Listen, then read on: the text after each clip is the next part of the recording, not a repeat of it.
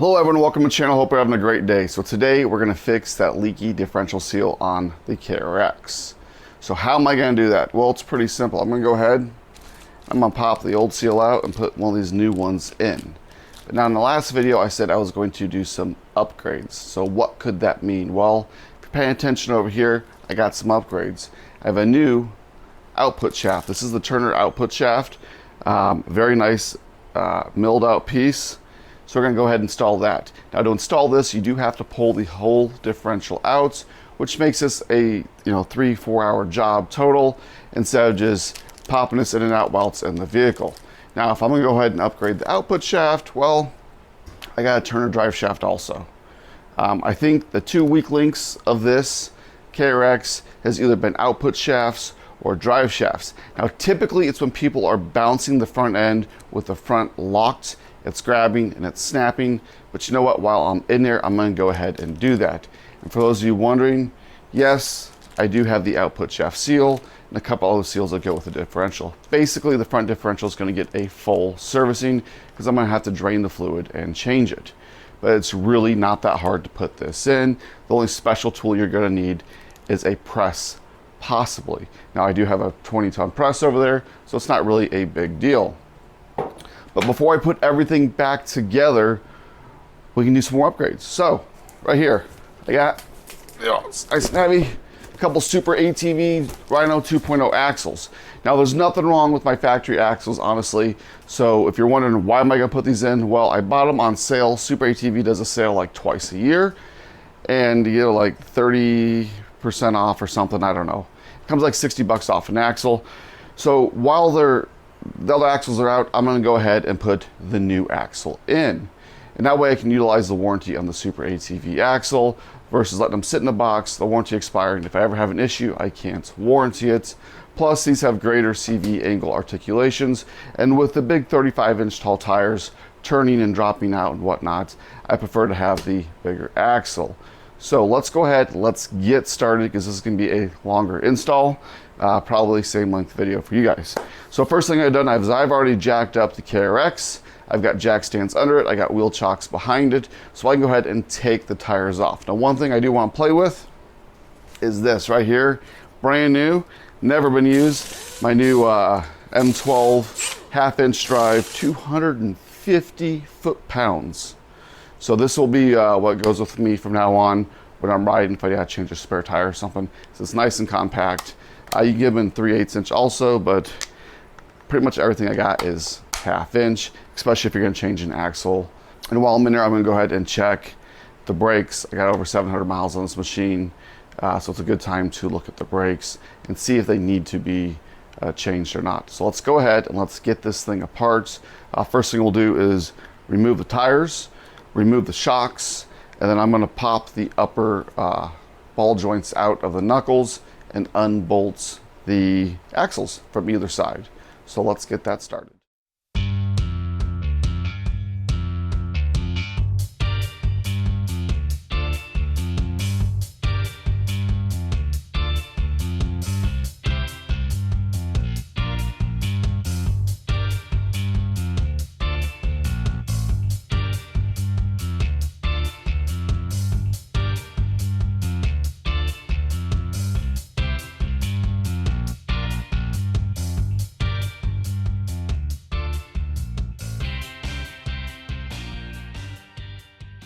So everything is apart when it comes to the front end. I got the shocks up, I've got the axles out. It'd probably be easier if I took the brake rotors off. I'm probably going to take them off to put them back on because there's a spacer that fell out. And that is the spacer right here. Actually goes, see down in there. It's got set back here. I took the lower ball joints off just because it was easier to get to over the top ball joint. I went ahead, I pulled everything from the differential, and then I tapped it out of the knuckles on the end. Like I said, I'm probably going to have to pull the rotors to get them back on. Now, there is 4 bolts that you can get to underneath. I've already pulled those out, and there's one more on the rear of the drive shaft you have to pull. Let me show you that. So there's 2 bolts back here. There's one right here that connects the drive shaft. And I've already taken the bottom nut off, and here's the top. So now when I pull the drive shaft through, I don't have to pull this yoke. You can take the rear yoke one off, but there's no reason to pull that yoke through. So I'm just gonna pull the drive shaft. Make sure that you save these. This is a 12 millimeter. Just use some hand tools. Now over on the passenger side. This is where it's gonna get a little bit tricky for me because you have to pull the differential. You're gonna pull it through this side, but you gotta watch the electronics. So you have some clips and some grounds. You got up here, you got to unclip this and unclip this one. And then you have this plastic cover I'm gonna have to take off. And this, behind this is the motor that locks the front differential. Now if you look, oh, that's just oil. But this seal, let's see if I can, is torn. And that's not for me pulling it. It looks like it was probably torn when it was installed. So if I was just to replace this seal, I'd lift the A-arm, pop this out, put a new one in. But because I want to replace that shaft right there, we had to pull this whole thing. So I'm gonna go ahead and get this out, pull all these off, use some hand tools, no more power tools. And there is another bolt holding some wiring on back there.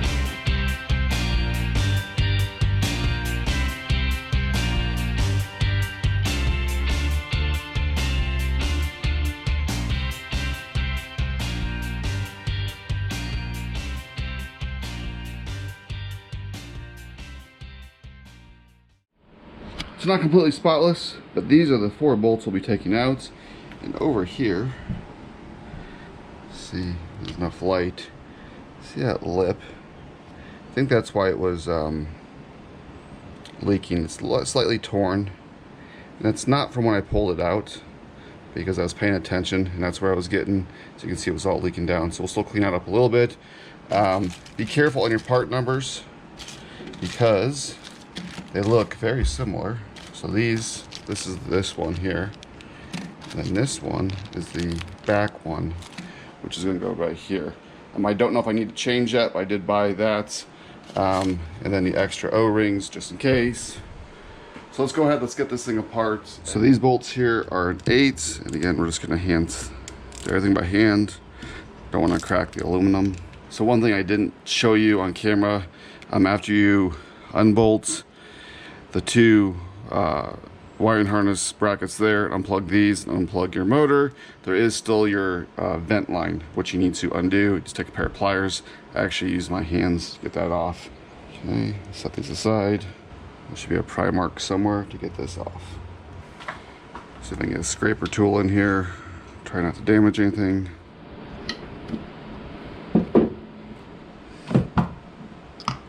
Boom, there we go. So tip this back up. So for those of you wondering, this is what it looks like. This is the Turner shaft, the new one. And when you put it in 4-wheel drive, it slides down into these clogs there. So that is what's holding in. Now this is one piece, solid, I think steel. And I believe they said this was like that powdered steel, yeah. Where it's like pressed real hard and they kind of mill it out. So let's see. I'm going to take this over to the press real quick, press it out. I don't want to damage it. I do have this new O-ring right here. If you're interested in part number. I don't think this one's damaged. So because I have it, I'm just going to pop it in there because it's new. So let's get this pressed out. So this is what it looks like pressed out. The seal is still good from the inside. The bearing is next to be pressed off. And that was just in like this. Then we will reassemble. So let me go ahead and get this bearing off. All right, bearing's off. You can see it sits right there. So the next thing is to just put this on here. And again, I'll have to go back over to the press and very carefully put it on. Now the reason I'm using the press is I want to make sure that it goes on straight and not crooked. Because if I do crooked, then I'll have to end up getting a new bearing and start over. So I'll get this lined up and pressed on. We'll put it back in here and reassemble. And with the magic of editing, here we are. I left the same seal in there, it wasn't leaking. So as long as we're good there, it's nice and seated up against the front. So now it's just a matter of reinstalling it. So there is a bearing. So there is a bearing right here. Be very careful. And then you'll go ahead, as you can see, there's a pin right there. So you'll just very easily push this on nice and straight.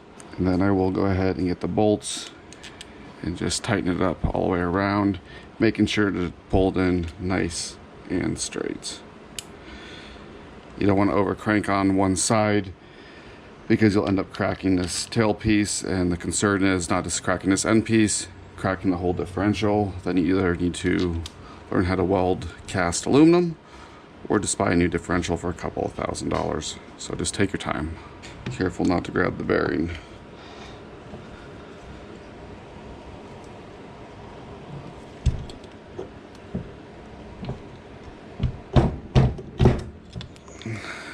Just as simple as that. So that's why I broke it.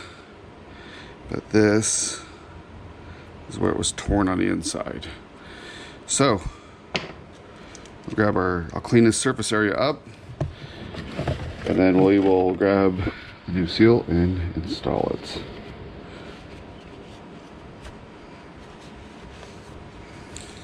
And make sure you have a nice clean surface so you don't have any debris in there that could cause leaks.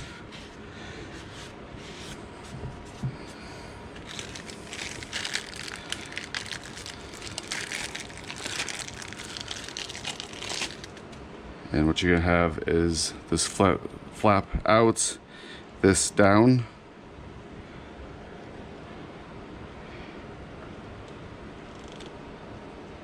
I'll make sure you get it nice and square. Just gonna tap it in.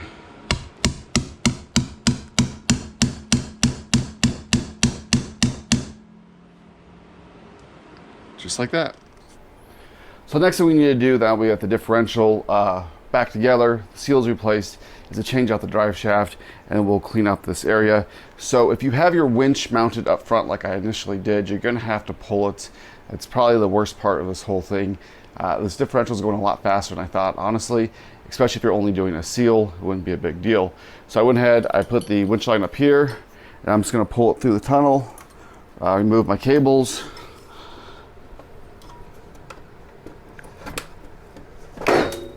So there is the front yoke, and I will clean that up.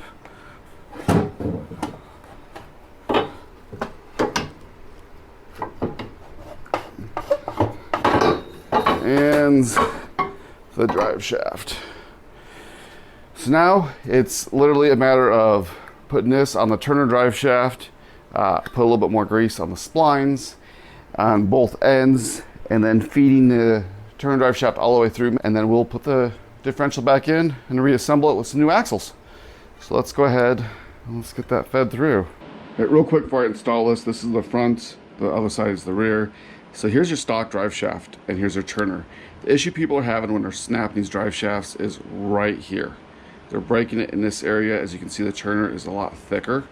And if I move these out of the way, so if you look, this is the Turner output shaft, and here is the stock output shaft. When people are snapping them, they're snapping it right there in that neck down area. So all Turner's doing is putting a stronger metal here and there, and then it's basically creating or eliminating the weak spot right here. So this is where they're snapping. And then here is the other end. This is the part that goes in the yoke into the engine. Obviously Turner on the right, stock on the left. As you can see, the splines go farther down, but it's really right here where it's neck down. I got the front differential in just to save some time. So a couple tricks and tips I found for installing the front differential. One is have two people if you can have them, because it really does help. That front differential is very heavy. You're trying to manipulate it with one hand. The second thing is when you install the drive shaft, put the drive shaft into the rear yoke and let it just sit inside the tunnel. And then I put the front yoke on the differential and then slid it through the housing back here. And to line everything up, I went over to the passenger side wheel well and took the cover off. And right there you can actually get to the front yoke. So I went ahead, I lined it up, I got the splines started, then I pushed the front differential back from the outside, got the bolts lined up, and started by hand. I went back to the rear of the vehicle, got that bolt, put in there, torqued down nice and tight, and I torqued down the differential, double checked it for no play. So the last thing we have to do is put the front suspension back together, fill the differential fluid, and put the wheels on. So sitting here getting this last part together is pretty simple. I did go ahead and take the brake rotor off. First thing we're going to do is we're going to install the axle. Now, I said in the beginning, we're going to put upgraded axles. So here is the stock axle. It's beefy. Here is the Rhino 2.0 from Super ATV. This unpackaged.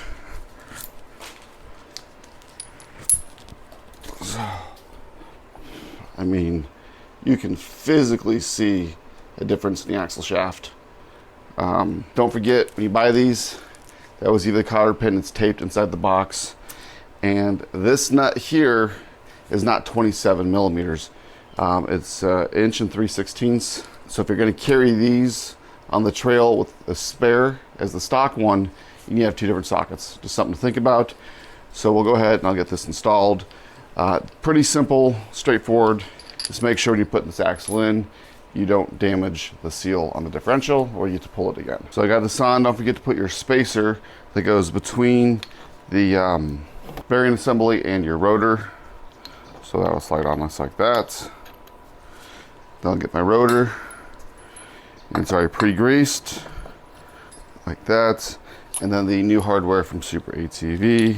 And then some red Loctite on the bolts for the caliper bracket. Good time to check your brake pads. Mine look fairly new. So I made some red Loctite, put this down. I'll get everything torqued. I'll reinstall the shock and the sway bar. And the last thing we have to do is put the tires on it and fill the differential with fluid and make sure it doesn't leak. There you have it. There is the completed project. Pretty simple, honestly. It's only about 3.5 hours to get everything done. I changed out the differential seal on the passenger side because it was seeping, had a nice little tear, probably from when they assembled the vehicle. I changed out the output shaft with an upgraded one from Turner. That is the only tricky part, is you need a bearing tool to remove the bearing and a press so that you don't damage anything. We went ahead and upgraded the drive shaft. And while we're at it, I checked all the brakes. I put 2 new Super ATV axles in it. So one thing I do like to do, I did on the Pioneer, I've done it on this, is I take the old axles out because there's nothing wrong with them. I label where they go. Sometimes axles are interchangeable, sometimes they're not. Also, like on the KRX, I think it's the passenger rear axle, that axle nut, I believe, is a right-hand thread. So just be careful when you go to zip something off with an impact gun that you're going the correct direction. Other than that, I need to torque down my wheels, add some fluid to the front differential. I got to run up to the auto parts store. Apparently I'm out of it. And that is it. We are good to go. Next week, we're going to do one more upgrade to the front end just to help with some bracing for Moab. So don't forget to like, share, subscribe. And until next time.